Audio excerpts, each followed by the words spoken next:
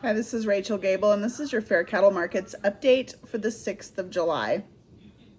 Tom Vilsack issued a statement late last week about the Federal Trade Commission's decision, their announcement that they will be looking into, they voted to strengthen the enforcement of the Made in the USA standard. And so in turn, they are also going to launch their own initiative on labeling for products regulated by the FSIS, which is part of the USDA, an area of consumer labeling where USDA has, he said, a long tradition of protecting consumers from false and misleading labels.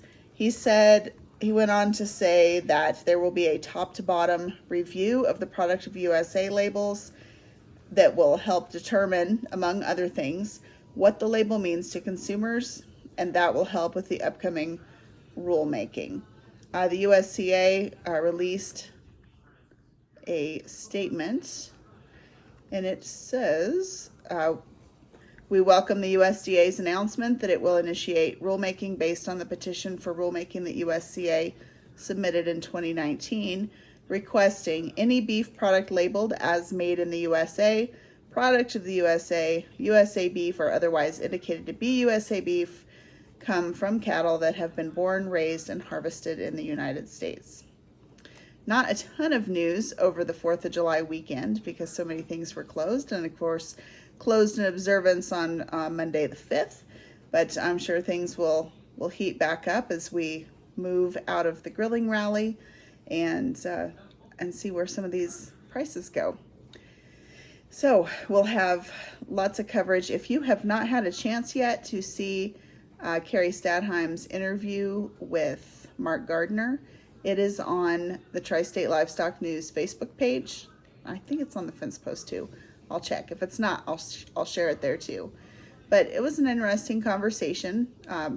Mark Gardner is the one who testified 2 weeks ago about the fair trade in front of the Senate committee hearing.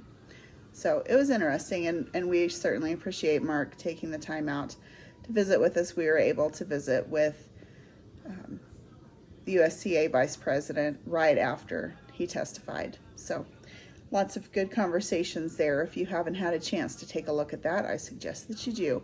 I also wanted to mention, I just finished, the Farm Workers Bill of Rights passed here in Colorado, which was pretty contentious. It was very contentious, but and not contentious because people don't want to take care of farm workers. I don't mean contentious that way. I mean, like, Bruce Talbot raises peaches. He did the math, and his H-2A workers are going to make less money now that that they have to pay the overtime and the minimum wage.